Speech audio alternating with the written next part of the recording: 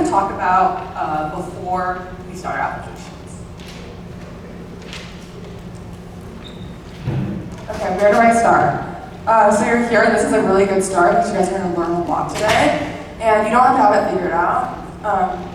I didn't have it figured out at this point last year. Like you're gonna figure it out. You're gonna learn so much more over the next few months. And yeah, just research right now and just figure out what you're interested in major-wise and what school you're looking for. But it's okay to not have it figured out right now.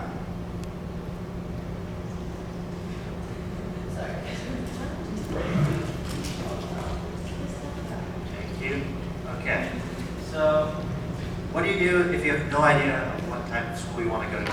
So, it's not a bad thing. It's totally fine if you don't know what school you want to go to. That's totally normal. But some things you can do is do your research, of course, attend college panels and fairs, ask college students and us seniors. That's what we're here for, to talk to you guys about. If you have any questions about that, but I highly recommend those. It's a good way to get to know the schools you want to go to. And then definitely keep an open mind. Consider all sorts of different places, out of state, even out of country, maybe schools that have sort of a different idea of their reputation. Just keep an open mind because you never really know what type of schools that you might like in the future. And then think of what you want out of your college experience. One of the big things is to consider your major. A lot of schools that I really liked didn't have mechanical engineering, which is the major I'm going into, so they immediately were just kicked off the list. And then also just consider location, like what do you want, how far do you want to be from home, what type of atmosphere do you want to be around, how you picture yourself life during college, so do you want to be really social, or are you there mainly for academic reasons, all that sort of stuff. And then a good source for you is Coursava Card Sort. It's a good website to use and find different colleges that fit your interests. Okay, so how do I find a balanced list of schools to apply to? When you are looking through colleges and different acceptance rates, three terms that you're going to hear a lot are match, safety, and reach. A safety school is where between 80 and 100% of students with your statistics get in. A match is between 50 and 80% of students with your stats. And a reach is anything under 50% of students with your stats are accepted. The statistics that schools consider are your GPA, your grades. Most applications have a place for any extracurriculars you've done. And if a school's application accepts essays or short writing pieces, I would say consider your writing skills a stat. If you are at the low end of the school's average GPA or even like SAT scores, but if you have really, really strong writing skills and there's an essay on the application, I would not count it out of a match or safety category. Also, when you're applying, a lot of people, I feel like, wind up applying to so many schools. It's less than you think. You don't need to spend money on applications on a school that you wouldn't actually go to. So even when you're picking your safeties, make sure it's somewhere you would actually see yourself going, and only apply like where you realistically would actually want to be. Okay, what gets you in and what are some good extracurriculars? So for top UCs and private schools, I think they value GPA the most, but this doesn't mean if you've if you don't have straight A's that you're not going to get into college. You will still get into a good college, but focus on your GPA. And then clubs are good, but they're not nearly enough for extracurriculars. If you want a club to add more value to your application, you can try getting a leadership role and planning or participating in an impactful event. And then when you're thinking about extracurriculars, think about things that will add value to your application. So a way I did this to kind of simplify the way I thought about extracurriculars was thinking about them in like 3 categories and then getting like 3 layers deep into them. So I had like my academic category, my athletic category, and then service. So for an example is like academic, I was really into business and I took an intro to business class, and then I started a business club, and then I got a business internship. And then for my service category, I volunteered at Sea Hugger. Then I was a camp counselor at Sea Hugger, and then I had an internship with Sea Hugger. So this is a good way to think about it. So instead of doing a bunch of random extracurriculars that don't really tie together, you can get deeper involved into a couple of quality extracurriculars. All right, next we're going to talk about touring schools. Should you tour and when should you tour? So first thing that I'd like to say is I wouldn't worry about touring before you are applying or before you're accepted. There's no use in touring a school if you don't get accepted, right? It's mostly important once you're deciding, you know, maybe in the spring, maybe during winter break, stuff like that. And then the short answer is yes, you should tour schools. I think that it can really change your mind on different schools. Like, for example, I toured some schools that I thought that I would really like, and I didn't like them once I toured. And then I toured schools that I thought I wouldn't like, and then I ended up liking them more, and they ended up staying on my list. So, yes, tour schools, it can change your mind. Okay. What's the difference between the different applications? So a lot of this information that's on the screen is on your flyer, so you can refer back to that. But there's three main systems. There's the UC system, the Cal State University system, and then the Common App.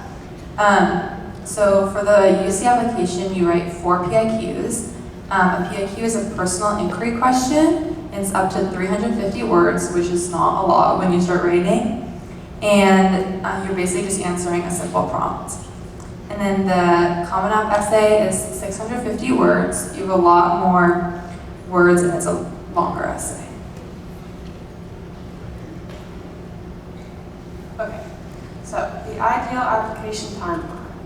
As an underclassman, you shouldn't really be worrying about completing anything with your apps, your essays, anything like that. This is the time to focus on your GPA, make sure your grades are good, and if you really want to, you can research schools. Something that I did personally was like watch videos of by students who attended those schools, and see if they liked it, if they liked their programs, if they liked the food or their norms, stuff like that.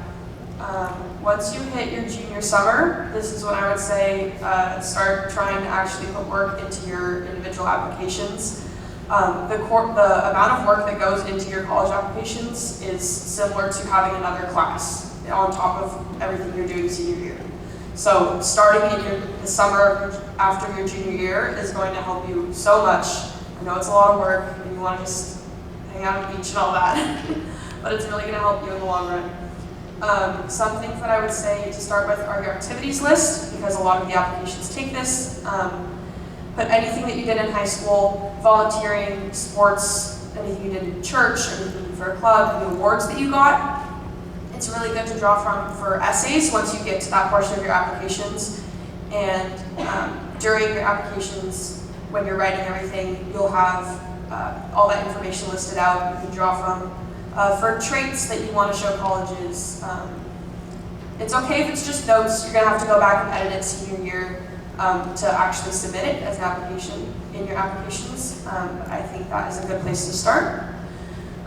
Think about what you want out of school. If you want a public school, a private school, a state school, community college, consider your values. If cost is an issue, all that stuff that Tristan mentioned earlier. In the August of October of your junior year is when a lot of, we'll get into the difference between early action and early decision later, but the early application deadlines will be around then, as well as UCs are some of the earliest deadlines for schools for applications with essays. So those, I would suggest being your focuses in that time period. Your high reaches and reaches should be secondary to the schools that you're applying to that are your match or safety schools. In October and November, this is when state schools and UC applications will be due. I think it was towards the end of October this year. So that is when you should really be focusing on those, getting those done, edited. A lot of your teachers will offer to help you edit your essays, especially your English, and if you're in like Avid or any college prep courses. And in November and January, this is when any early action decisions will be coming out and when the last of your application should be due on your Common App or any specific school applications you're doing. Okay, how do I balance senior year work and college apps? So this is something that is very important to know. I would say please start anything that you can in the summer because that is going to be very helpful for you. Anything that you can do to start is great, whether that be just thinking of ideas for your essays, whether that's start outlining essays, like Zoe said, starting on your activities list, anything will help you with this. For me, I started my UCs first, and I ended up being done with about 80% before the school year started. That was the best thing that I could have done because I ended up having a lot more things than I thought. And so, know what your deadlines are, create a schedule so you know what you want to get done when, because like Zoe said, it is like having an extra class on top of the classes that you're taking senior year. Have a schedule so you don't let everything pile up for the last minute. You don't want to be frantically doing this during Thanksgiving break. Try to spread it out and leave enough time to come back to things and edit them before they are due. Okay, so what's the difference between writing a PIQ and a Common App essay? They're very different. So for a PIQ, you obviously have way less words. So you want to keep it pretty straightforward and get to the point. You don't need to like write an emotional story for this. Just talk about what you did, how it impacted your community, what you learned, and how you're going to apply that at a UC school. Most importantly, this is something I didn't know when I was like applying, is when you're writing a PIQ, you want to quantify what you did, so use numbers. An example is like I worked at a summer camp for like 5 hours a day, 3 days a week during the summer, guiding 15 kids, grades 1 through 5. And then for the Common App, you can be more artsy. You obviously have way more words, so you can kind of tell a story but still show growth. And then brag about what you did. Okay, how do I write the activity section of my application? This section is like really short. You want to keep it like very brief and use quality words. Make sure that the words that you're using are meaningful and they describe what you did in like a very accurate, braggy way. And for like the UCs, you get like 20 spaces for activities. You don't have to use them all, but yeah, choose quality activities over quantity. Okay, early action and early decision. So, early action, pretty much, it's not binding or anything. You just submit your application early, so that if you're done with it early, you might as well. You find out early as well. Early decision, this is not for the UCs or the CSUs. It's just a private school thing. It is a binding decision, so pretty much if you get in, you have to go to that school.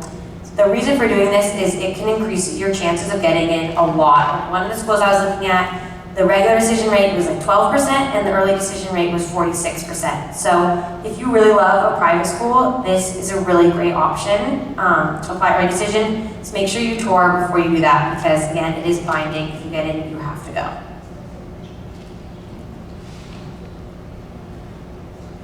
Alright, how's it going, guys? Once again, I'm Rio, and I'm not here to sell this to you. I just want to inform you guys about this. So, community college, I'm talking about CSM specifically. This is also linked to the other ones, like we got Kenyatta and Skyline. It's all a part of one system, so this applies to all of them. So, first things first, CSM itself ranks as top 5 percentile when it comes to teachers.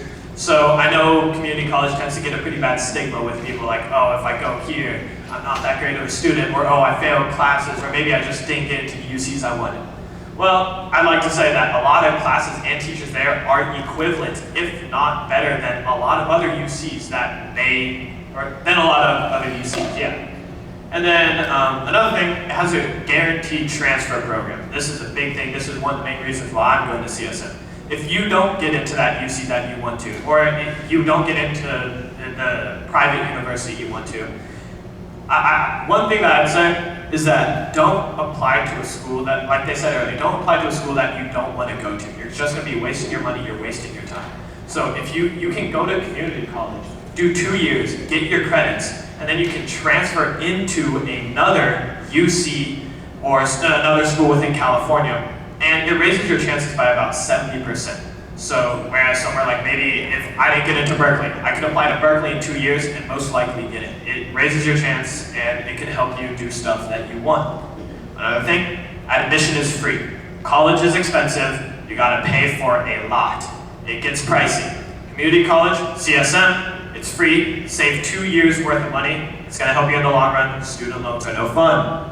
And then lastly, community college is always a good way to discover yourself. If you don't know what you want to major in, if you don't know really where you want to go, you don't have to have that all figured out right away. You can go to CSM for 2, 3, 4, however many years you want. It's all up to you. It's very flexible, and that can help you choose maybe where you might want to go in life. So, yeah.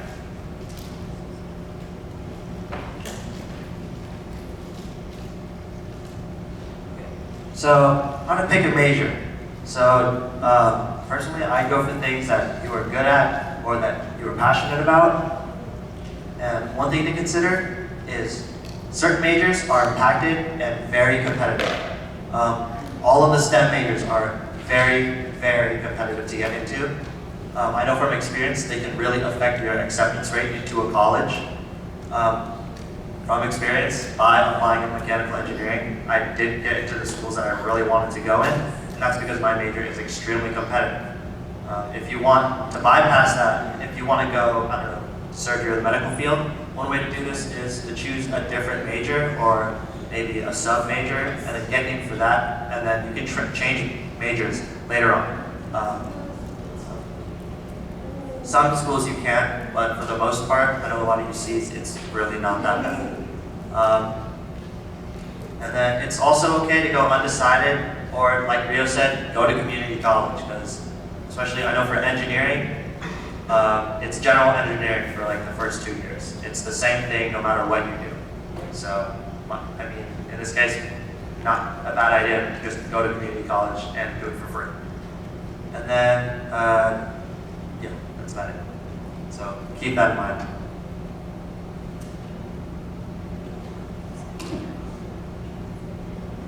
Okay, so these are some of the extra application things you will need for some specific majors. This is more for the arts, so some supplemental essays, resumes, projects, auditions. There's not a lot of people who are going into that, so if you have any questions about that, you can ask after or approach Isaac and I. We're going into those programs. Okay, so this goes into getting college's attention. So this is a private school thing. For the UCs and CSUs, they do not care, just submit your application.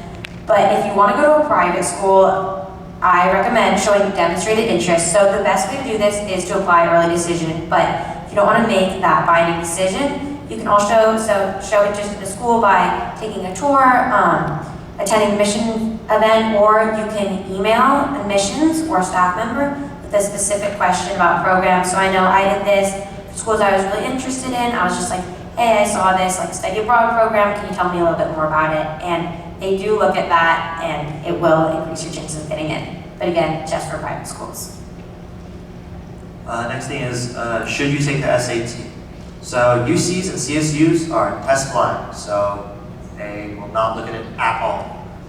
Most other schools, they're test optional. Personally, if you're going to a private school or outside of California, or a school that generally will accept or look at an SAT, I recommend taking it. Double check, but a few are starting to bring it back now. Our group is lucky. Most of our schools did not even care because of COVID, but I think you guys, a lot of schools will start to bring it back. Only take it if you're applying to a private or an out-of-state school. The score will help you, and if you really, or some schools really look at it, I think, probably, I would recommend taking an SAT course if you're not that great with testing. I'm awful at testing. So I definitely recommend taking those classes. They raised my score by about almost 200, and that makes a difference. Gets you from below 1,000 to near 1,300, which is around the estimated place where you want to be if you want to get through it. I actually have something for this one. This isn't quite admissions related, but one thing about the SAT, if you are not on an AP track, or if you have not scored well on AP English or math courses, if you have a high enough score on the SAT on your reading or math portion, it can have that same effect in which you can test out of some entry-level classes, even at UCs or schools where they don't take it as part of your applications process. And then last thing, make sure you take the correct version of the SAT. Some schools that accept it want certain versions of it. So there's some SATs you can go out there and take that do not have an essay portion. Some of the schools that I applied to had an optional place to put in my SAT score, and I ended up not being able to use it because I did not take the essay. So make sure you're taking the right SAT variant or ACT variant for the school that you are applying to. How do I get a letter of recommendation? So this is again for private schools. The UCs and CSUs don't take letters of rec. Starting now, try to develop a good relationship with some of your teachers, especially your junior year, and talk to a teacher that knows you well, but also knows how hard you work. Ask nicely and ask early. You want to give them as much time as you can because they are doing you a favor. And then also, if you are going into an arts program or any program really, it's great if you can ask a teacher who is related to that. For example, I'm going into the arts. I asked an art teacher to write me one of my letters of rec because then they really know your work in that area. I'd also like to add, if you're going into a major and you were at a program like a camp or a somewhere at a community college and there's a professor or a teacher that you met there, on a lot of schools there's an option for an other recommender, which means not from Half a Day High School or not from or not one of the counselors. So definitely take that. Like for example, since I'm applying for music, I asked a professor that I met at a camp that I go to over the summer, and I believe that it definitely helped my application. All right, next up, what is FAFSA, financial aid packages and scholarships? I'm going to go through this pretty quick because your counselors talk about it a lot and they give you a lot of the good information. But FAFSA is the federal, what's the acronym? Federal... Free application for federal student aid. There you go. So everyone must do this, private or public school. This is how you get your money from the government. This is how they figure out how much money you get for need-based aid. So how much your parents or your family can pay. Financial aid packages, don't worry about these quite yet, but these will be sent out after you're accepted. They show how much money you're projected to pay. My advice here is never take your first offer. Always send an email or set up a meeting with a counselor and ask for more money, because a lot of the time you can get more money. And then scholarships. So local scholarship night was this week, and it's a really good way to make some extra money that you can use to buy books or help towards tuition. So I highly recommend you take the local scholarship survey, but your counselors will talk about this more. And then there's school scholarships. So these are scholarships specific to the school that you're applying to. Make sure you look at the website and look at the scholarships, see if you qualify for any of them, and fill all of those out. Okay, if you do not get any aid from FAFSA, that happened to me. My parents' incomes were too high to qualify me for any aid from the government. You will have to find outside scholarships. You're going to see a lot of websites for these, and a lot of very high value, like no essay scholarships. I personally would not recommend doing any of those because it's kind of like the lottery. You're not actually, the likelihood of you winning those or getting money from those is very, very low.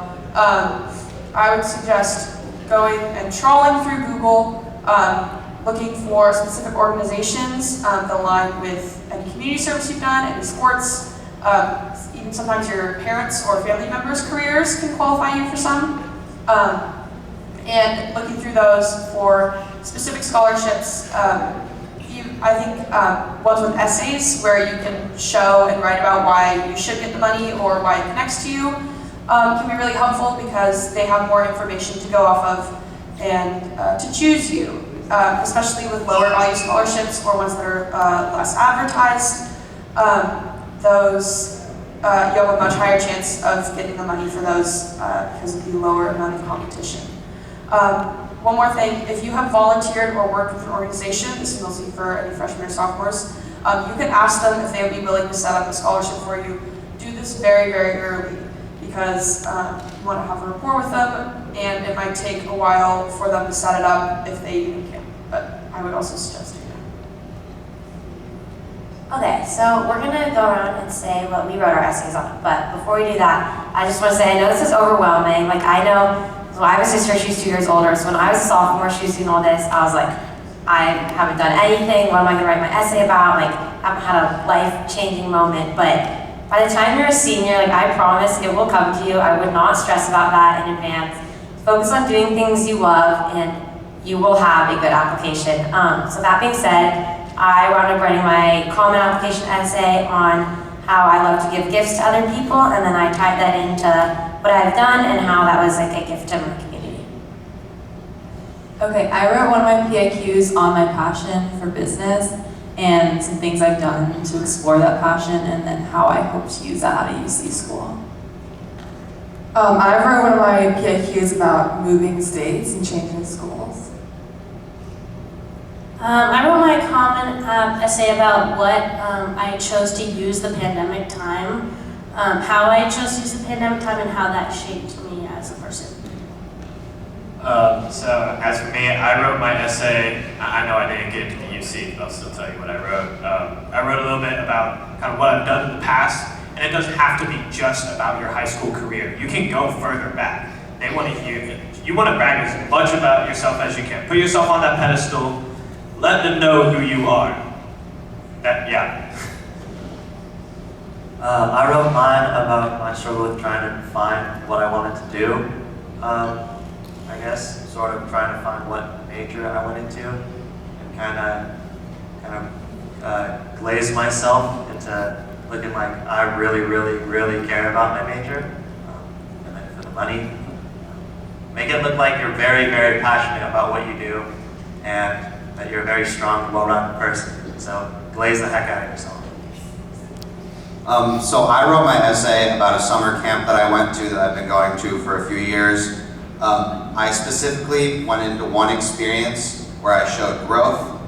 I won't go into it super specifically, but the main point that I would like to say is that make sure you're talking about your growth. You need to, if you have an experience that hit you really hard or something, show how you grew from that. If you have an experience that was hard for you and you didn't grow from it, there's no reason to write an essay about it. You want to show the colleges that you are a hardworking student, that you are a good person, that you like community service. Show them your growth. That's my advice. Yeah, my essays, the only essays that I wrote were for UC, so I did 4 PIQs. One of mine was about my leadership experience in a volunteer opportunity. One of mine was about my growth as a dancer. I'm doing ballet since I was 3. And one of my other ones was about how I grew from struggling a lot with COVID. Because I had a gap in my grades my freshman year. My grades were really, really low. And so I wanted to explain that and show them how I grew from that. Like Isaac said, if you have a hard experience or if you have a gap in your application, maybe you don't have a lot of volunteer experience or extracurriculars, show how you are working to improve that or grow from